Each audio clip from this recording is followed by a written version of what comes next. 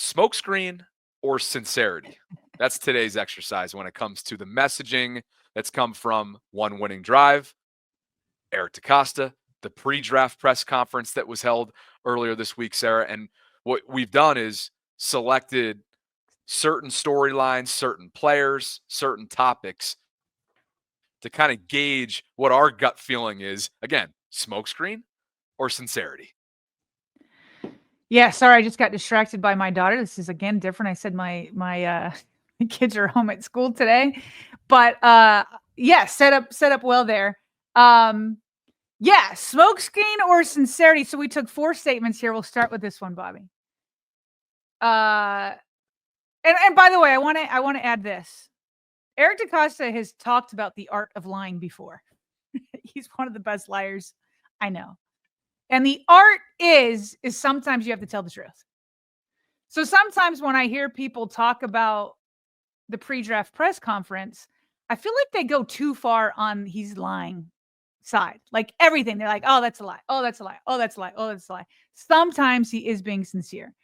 That's how you really are deceptive. You gotta put some truths in there too. So this one, we'll start with this one. He was asked about evaluating the guys in this draft class at edge rusher and the options that they could have. And I think you have the audio on this, right? Maybe we go ahead and play what his answer was. I do. And this was, again, from earlier this week. Eric DeCosta at the podium. I do think it's a good draft class. Now, if I'm not mistaken, we've got our entire outside linebacker core coming back this year. So that's a great situation for us because we didn't lose anybody. And so from that standpoint, I think it's good. Now, again, there are some really talented guys in this draft class.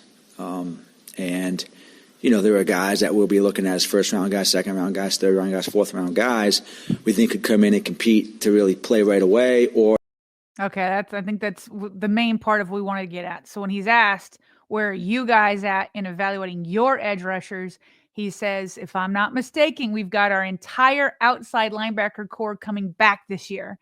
So he's projecting strength as if he's not desperate for an edge rusher. So him starting that way, do you think he's trying to put out a little bit of a smoke screen to show, hey, we will be looking at edge rushers, of course, and he names every single round that there is. But do you think it's a little bit of a smoke screen saying, hey, all of our guys are returning? I love you, Eric. There's not an ounce of sincerity in this opening part of the exercise. Not an ounce. Not a droplet, Sarah. There's not 1 ounce of sincerity. We all understand the biggest need. And I think there's actually a universal understanding, Sarah, that this is the biggest need, whether it's in the fan base, whether it's in the content creator community, whether it's in the media community, whatever. There is a clear need, and Jeremiah gets upset when I use the word Band-Aid. So I will use Kyle Van Noy as someone who has been a resurgent, bridge type player for them at the position. He will not be here 5 years from now. He may not be here after this upcoming season because he has 1 more year left on his deal. Kyle has been a fantastic story, but he is a temporary fix. Adafe is coming off a breakout season. We don't know what that looks like. Can he stack back-to-back years? And will they want to pay him if he continues to do so coming up next year? Or would they rather try to kind of refill and restart going through the draft if they're able to hit? David Ajabo has a big question mark around him. Tavius Robinson has shown signs, but do you feel confident that he can take the step towards double-digit sack type of ownership? And then after that, there's just more questions than there are answers. To me, opening storyline number 1 is a smokescreen. Bobby, this screams to me the year when Eric DeCosta was asked about his wide receiver core, and he's like, I take offense to this. We've got a great wide receiver core. And he starts going through all of them. He's like, it's offensive that you guys would even ask it like that. And what does he do? He goes a few days later and drafts a first-round wide receiver. Okay. So this one for sure comes across as smokescreen to me. Now, he didn't go as hard, but we all know the edge rusher group. Yes, they're okay. They could play games right now, but boy, do you need an upgrade there. And you need, some of the shots he's taken in the past, Eric DaCosta with Ajabo and others just haven't really come to life yet. And that's probably why it is one of the biggest needs, is because the guys like Ajabo just hasn't become that dude. And so, yeah, he might need to go back to the first round well. And I think he's trying to project some strength here where there really isn't much. So, Hey, one thing, you just yes. brought me down the rabbit hole, so I went and got the transcription because that's one of my favorite answers he's ever given on wide receivers in a press conference setting. Here's the quote. I'm aware that there's some fan discontent with our wide receivers and our drafting and all that. We've got some really good young receivers. It's insulting to these guys when they hear that we don't have any receivers. It's quite insulting. I'm insulted by it too, to be honest. I think we've got some guys that want to show everybody what they can do. April of 2021. Okay, insult was the word, not offended. There we go. Insulting. That is one of my favorite walks down memory lane that you just brought us down. Thank you for that. Was that the year he drafted? What year? Who did he get? Was it Hollywood? Was it Bateman? What year was that? I'm trying to remember. No, 21 would have been Bateman. Yeah, Bateman. Yeah, it would have been Bateman. Yeah. Okay. All right. Next answer. That is just pure entertainment, man. It really is. All right. Next question and answer, Bobby. Do you want to do this one? Because I set up the last one. Yeah, I got you. So the question, you guys have 11 picks this year. Do you want to make 11 picks?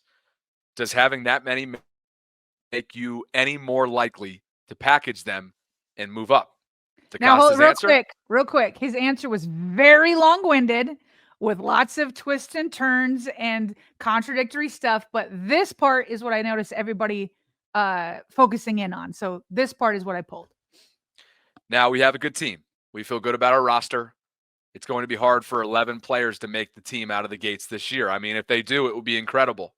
History tells us that probably not all 11 picks are going to make the initial 53-man, which is a good problem to have. It means we're a talented team. I think he's being sincere here. I do too. Like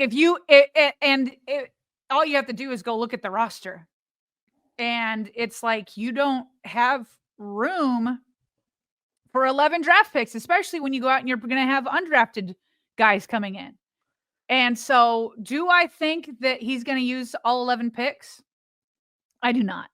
I think he could move up for sure if there's somebody that he loves, especially we know how much in the depth there is in those middle rounds, but they have a ton of, what is it? Do they have a ton of 6-rounders? Is that where it is? They have 4 sixth. 4-6.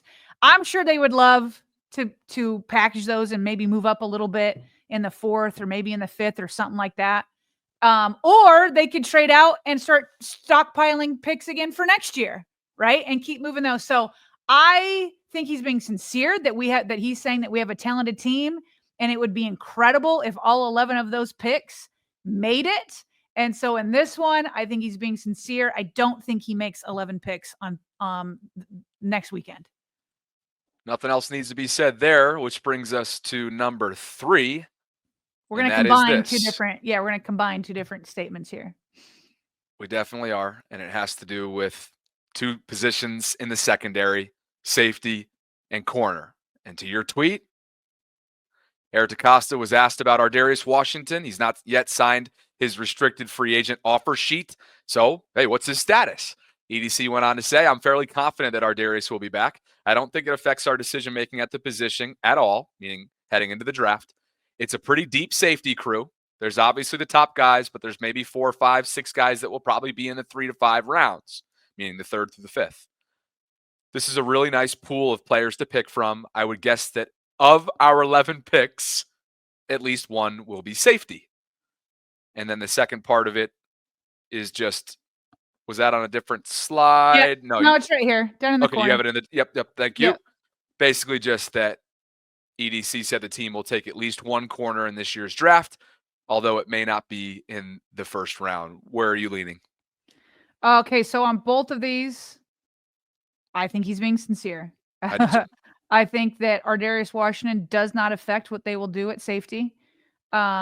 again, knowing that you haven't replaced Marcus Williams. And they want to use Kyle Hamilton all over the field.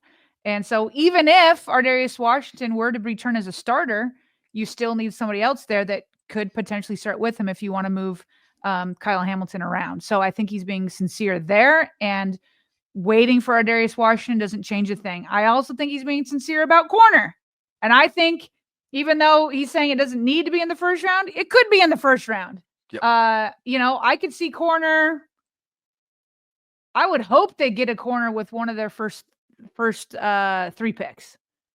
That's where I would like to see it. I don't want to see another 4th, 5th, 6th rounder.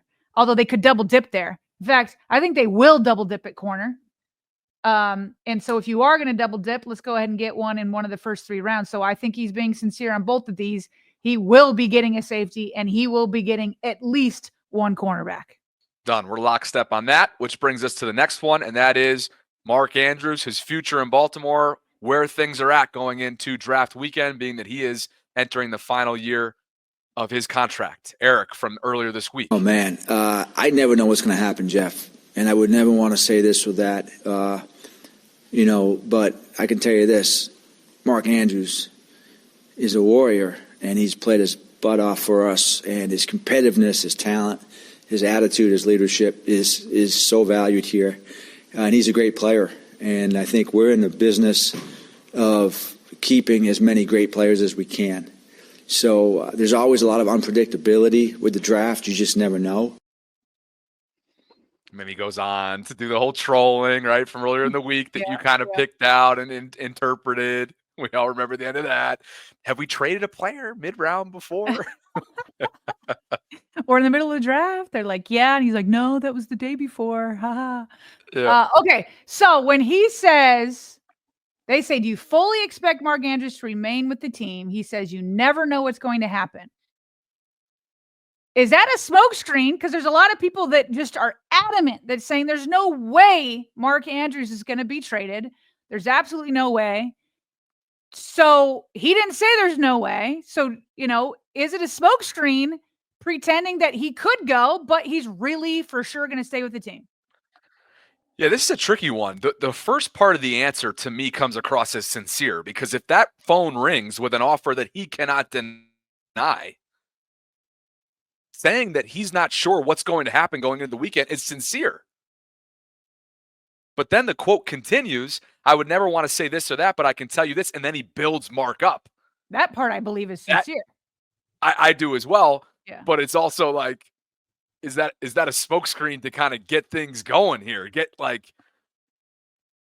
some conversations going. I don't know. To me, I'm going to go with sincere, but there were a lot of twists and turns in this answer, and there have been a lot of twists and turns around this messaging all offseason long that you and I have been following.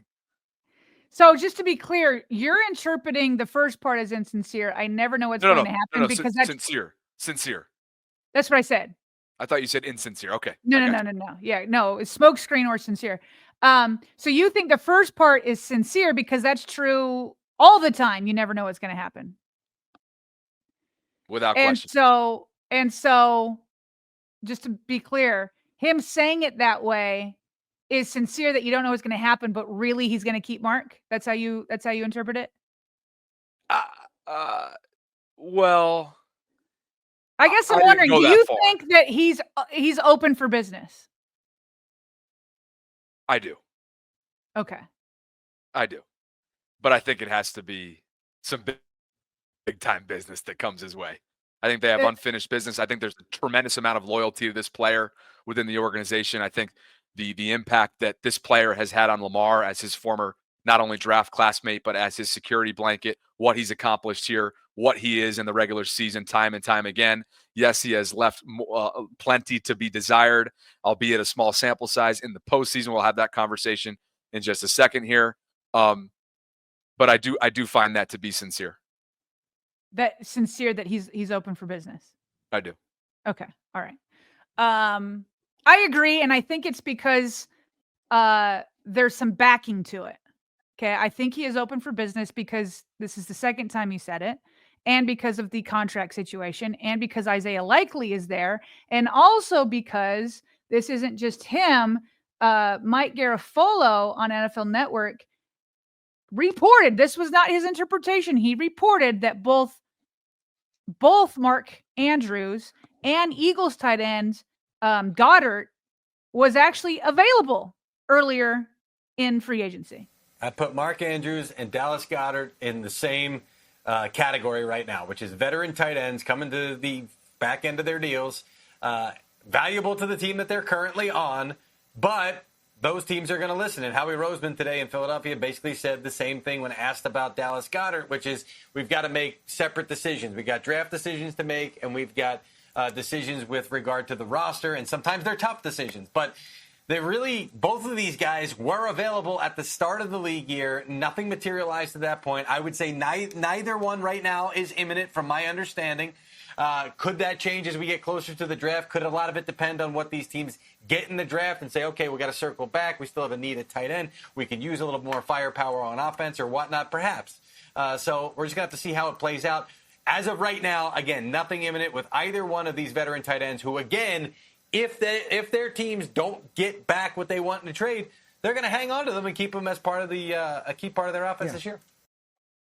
Okay, so there's Garafolo saying that both Goddard and Mark Andrews was available, and people knew it, just that nobody bit, and so nothing imminent.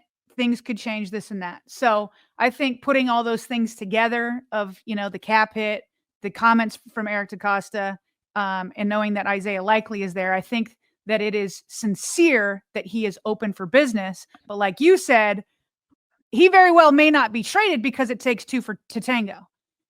Somebody needs to bite, and then they have to have a big enough bite to move the Ravens. And then also, if Goddard's out there, maybe it's like, well, which team will take less, So maybe we could see Goddard traded and not Mark Andrews. So do I think he's being sincere and saying, oh, I'm open for business? Absolutely. Does that mean he's going to be traded? No, because it takes two to tango. Yeah, we're pretty much on the same page across the board here with how we're looking at these storylines and gauging, smokescreen or sincerity.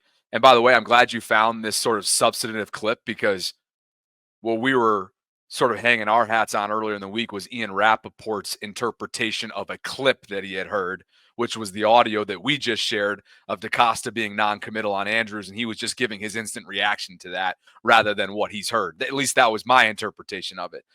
And Garafolo went down a more substantive route, which is helpful, and the Goddard angle of it makes it even more compelling. Right. Now, one last thing on the Mark Andrews topic. It sounds like we're both reading it the same way of how Eric's putting it out there. But we had talked about this offline. Might as well bring it online, because I had a very small bone to pick with you. And so might as well, discuss it here too. But I was listening to one of your personal channel shows. Well done, by the way. That's a lot of work to do our daily show. And then you also got your personal channel.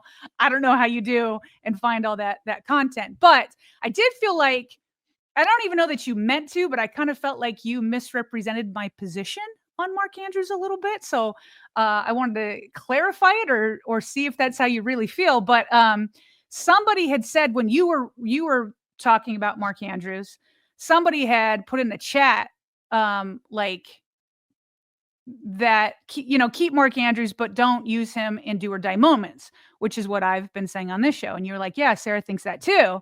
And then you said, but I disagree because I can't live in a world of fear. And you said that twice, as if like, that's why I don't want to use Mark Andrews, that it's out of fear. And then you said, so if you're not going to use him in do or die moments, you said, well, he might as well not even be on this team. So it kind of was like a light bulb moment for me, because I have me and Eileen, who we're cool with. She confirmed that we're cool with. Me and Eileen have had some back and forth, being like, where I feel like she's putting words in my mouth, where she says, Sarah hates Mark Andrews and she wants him gone and this and that, which is not true. I'm more reading tea leaves. But I am firm about not using him in those do or die moments, because I want to use other people instead. He's had his chances. Others haven't. So let's go to others, or others have, and they've come through. And so I just wanted to see, is that where you really think I'm at, that I don't want to use Mark Andrews out of fear, and then therefore I don't want him on the team? Like, or were you just kind of talking in the wind and didn't quite necessarily represent how I've been saying it for a couple weeks now. I think your want, your desire for that can come across as whether it's fearful, worrisome, concerned with Mark's sample size in the past of coming up short in a big moment. To me, that would take away from the potential chance that Mark could have to exploit a matchup, to exploit a moment in the game, right? Taking that out of the equation, any game within the game nugget that Todd Monken has up his sleeve, that Lamar has up his sleeve, would be completely taken out of the equation because of something that's happened in the past. And so that's what led me down the road of how can that be? How can it be that almost the PTSD element of Mark coming up small in January, why was that continue to play a factor in the way that we use him for the foreseeable future? That's why, to me, it can come across as a little like hands off. I don't want any part of it. Now, whether it's fearful or not, we could talk about the verbiage, the correct language of it. But to me, it's like, ultimately, are you doing a disservice to the team if we're taking that out of the equation? Mark's background, Mark's history, Mark's ability to exploit this play, to exploit this matchup. You see where I'm going? Yes, but you didn't say it that way, so I'm glad you're clarifying. Because you definitely made it seem like, well, Sarah's not going there out of fear, and so might as well not have him on the team.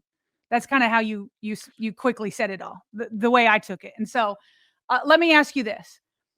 Are you making a decision out of fear if you're 3rd and 1 at the goal line and you say, I'm going with Derrick Henry over Justice Hill? And we all love Justice Hill, right? We love him. But are you making that decision out of fear, or are you making that decision because it's like, I feel like we have a better chance on 3rd and 1 to go with King Henry over Justice Hill? Would you term that as fear? Of course not. But that's like, to me, that's a hard comparison because we're going from different position to different position. Now we're talking about specific yardage. We're talking about situational types of management. I'm talking about, that's like a do or die moment. So I've said, here's a do or die moment.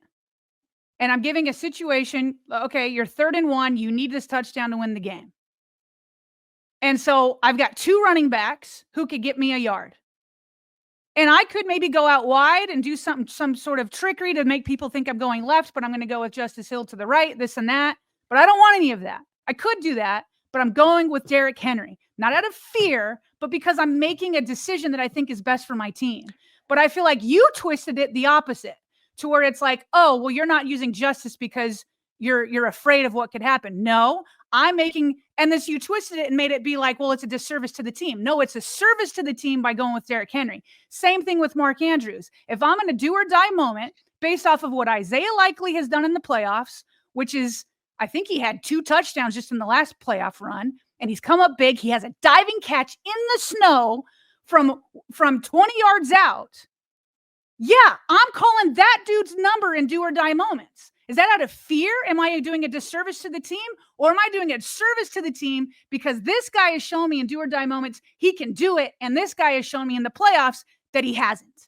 So that's not out of fear. That's out of a service to the team because I think that this is a better decision. And I've been saying that this whole time. It's not because, it's just because I think that other options are better at this point based off of what they've shown us. I get that. I see it as apples to oranges, though, because Justice does not have the shortcomings in those moments that Mark does, right? So that whole like balancing of trying to figure out, are we going to go with Isaiah or Mark versus Derrick or Justice? To me, I see that as apples to oranges because Justice doesn't have that track record the way Mark does. Which is more of a service to the team then.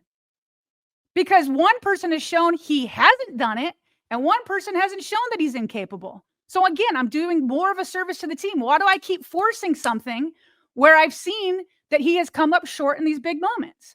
Justice Hill hasn't shown us that he can't do it. He just hasn't had the opportunity. Mark Andrews had the opportunity and didn't deliver. So this is more of a service to the team. Who it's just a froze? Smart, Did I freeze? You've been freezing in, like your voice has a little bit in and out, but it catches up. So I'm guessing it might have been you, but it could have been me. What this comes down to, I think, really good argument. What it comes down to, I still haven't lost faith. That's fair. If you still trust Mark Andrews, that's fair. I guess where I'm coming from is when you represent my position, right? Try to, or just maybe not represent it, or just don't put the words in my mouth, which is like, oh, it's out of fear, it's out of this and that. It's like, no, I'm making a smart decision, because any decision you make in football, if you could always term it as, well, they didn't go with that one, so they must have feared that one. Whereas to me, fear means that like you're trembling and you're nervous and you don't know what to do, and you're kind of indecisive Sarah, and this and that. But you've lost faith in Mark. That can be interpreted as you are fearful of going to him in these moments. I have less faith in Mark than I do in Isaiah Likely. If Isaiah Likely wasn't in the picture, if Derrick Henry wasn't out there, if Zay Flowers wasn't out there, or any of these other weapons weren't out there, then I could still be like, all right, well, maybe Mark Andrews can turn it around.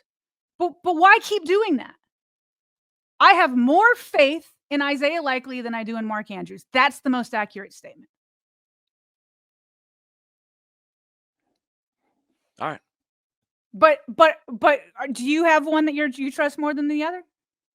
Between the two of them? Yeah. Isaiah's numbers are better in the postseason. I pulled it up earlier on that specific show. By the way, Holly was the reason for how this all happened. She just chatted us a minute ago that her comment was what inspired me to go down my rant. And here she's still chiming in. But there's Holly, and then everybody's like, well, losing faith is fear. Da, da, da, da, da. And so like we're getting into like the definitions of faith and fear and all that kind of stuff. But to me, it's just a smart football decision. Like, let me just answer your question. Go with Isaiah Likely. But yeah, go ahead and answer my question. Go ahead. He's been more reliable in the postseason than Mark has. The numbers reflect that.